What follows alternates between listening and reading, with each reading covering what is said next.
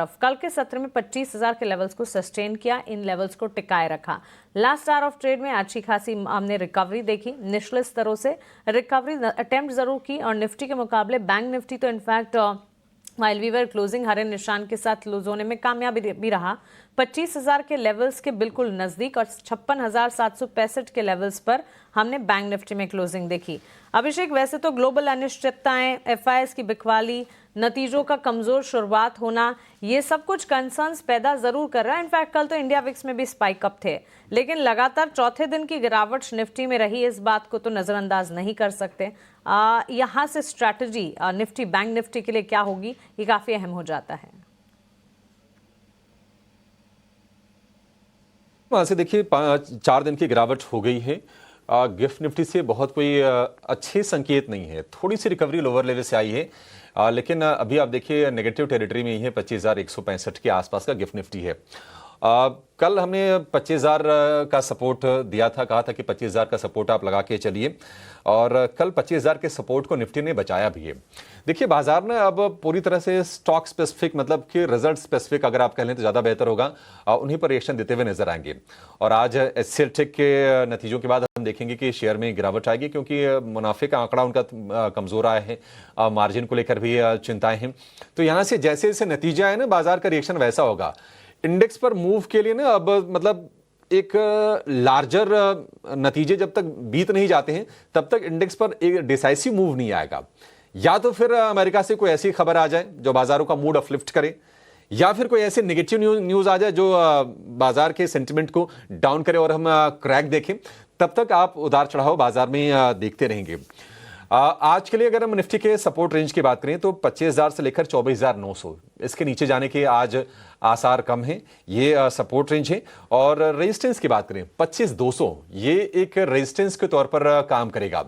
लेकिन मेरा मानना है कि ये बाजार में अभी अनिश्चितताएं हैं, तो सेल ऑन राइज करके ज्यादा अपॉर्चुनिटी बनेगी इंडेक्स में।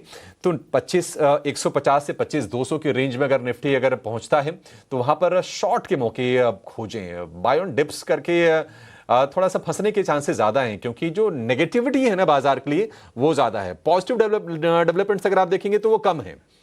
अगर हम रिटेल महंगाई दर के आंकड़े को अगर हम छोड़ दें और इसके अलावा कि भारत की टीम पहुंची अमेरिका में बातचीत करने, बाजार के लिए पॉजिटिव्स कम दिखाई दे रहे हैं। एफआईएस को लेकर नेगेटिव क्यूज हैं, जियोपॉलिटिकल थोड़े से नेगेटिव हैं, ट्रंप के बयान नेगेटिव क्यूज ही दे रहे हैं। तो निफ्टी के लिए स्ट्रेटजी ये होगी कि अगर 25,150 से 25,200 की रेंज में जाए तो वहां पर शॉर्ट करिए। ये स्ट्रेटजी निफ्टी के लिए 25,000 से लेकर 24,900 ये सपोर्ट की रेंज होगी, रेजिस्टेंस 25,200 पर। निफ्टी बैंक की बात करें, निफ्टी बैंक को लेकर देखिए कोई दिक्कत है नहीं, निफ्टी बैंक में कोई प्रॉब्लम नहीं है। निफ्टी बैंक क्यों गिरा कल? क्योंकि सेंटिमेंट वीक थे, और सेंटिमेंट वीक होने के चलते हमने थोड़ा सा असर देखा। लेकिन कल हमने देखा कि निफ्टी बैंक ने भी 56,500 के सपोर्ट को बचाया हुआ है। तो निफ्टी बैंक का जो स्ट्रक्चर है ना वो रिलेटिवली बेहतर है, और इसमें कोई चेंजेस तब आएंगे। देखिए वेटेज के लिहाज से जो बड़े बैंक हैं, आईसीआईसीआई बैंक, एचडीएफसी बैंक के नतीजे 19 तारीख को आएंगे, उसके पहले 17 तारीख को आ जाएंगे एक्सिस बैंक के नतीजे। ये बैंकों के नतीजे साफ कर देंगे। हालांकि उम्मीद इस बात की है कि नतीजे अच्छे साइड पर आएंगे, क्योंकि जो Q1 के जो अपडेट्स आए थे वो बढ़िया आए थे, उसमें कोई दिक्कत नहीं थी। आपके डिपॉजिट्स के अच्छे आंकड़े आए थे, क्रेडिट ग्रोथ भी यहां से उम्मीद करके हम चल रहे हैं कि यहां से और पिकअप करेगी, क्योंकि इंटरेस्ट रेट नीचे आए हैं, आरबीआई का सपोर्ट है, मॉनसून अच्छा है आपके लिए, कैपेक्स की शुरुआत हो गई है। तो ये निफ्टी बैंक के लिए ना सपोर्टिव ट्रिगर्स कई सारे हैं, तो उसमें कोई दिक्कत नहीं है। लेकिन यह कि हाँ ये नतीजा आ जाएंगे तो दिशा इनकी और साफ हो जाएगी। आज रेंज मुझे लगता है काफी छोटी रहेगी। 56,500 पर आज के लिए निफ्टी बैंक का सपोर्ट है, 57,000 पर रेजिस्टेंस है। और कोई अगर गिरावट आती है अगर निफ्टी बैंक में, तो मेरे हिसाब से निश्चित तौर पर शॉर्ट टर्म में फिलहाल आपके लिए बाइंग का मौका होगा मानसी। तो Nifty sell on rise, Nifty Bank buy on dips, ये स्ट्रेटजी आज बाजार में मुझे लगता है कि काम करेगी।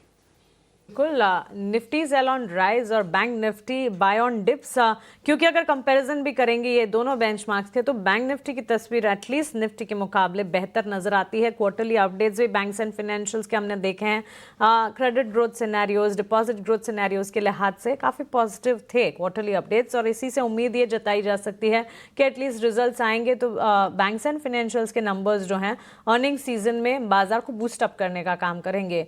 और प्रमाण ये भी है कि बैंक निफ्टी बेहतर पोजीशनिंग रखता भी है निफ्टी के मुकाबले इन दिनों जो हम देख रहे हैं, इसी के चलते बैंक निफ्टी पर ज्यादा कन्विक्शन बनता हुआ।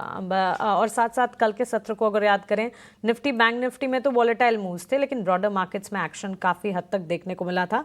मिड कैप और स्मॉल कैप में स्टॉक स्पेसिफिक मूव्स भी थे और साथ ही सेक्टोरल अप्रोचेस कई सारे मिलते हुए हम देख रहे हैं। तो इनफैक्ट एक समय वैसा भी था जब स्मॉल कैप इंडेक्स जो है दिन के उच्चतम स्तर पर ट्रेड कर रहा था। तो चलिए, ये तो रणनीति हो गई आपके लिए, ग्लोबल सेटअप हमने आपके सामने रख दिया। चार बड़ी बातें, इंपॉर्टेंट ट्रिगर्स जिसके इर्द गिर्द बाजार जो है वो आज ट्रेंड करते दिखेंगे, वो भी आपको बताया।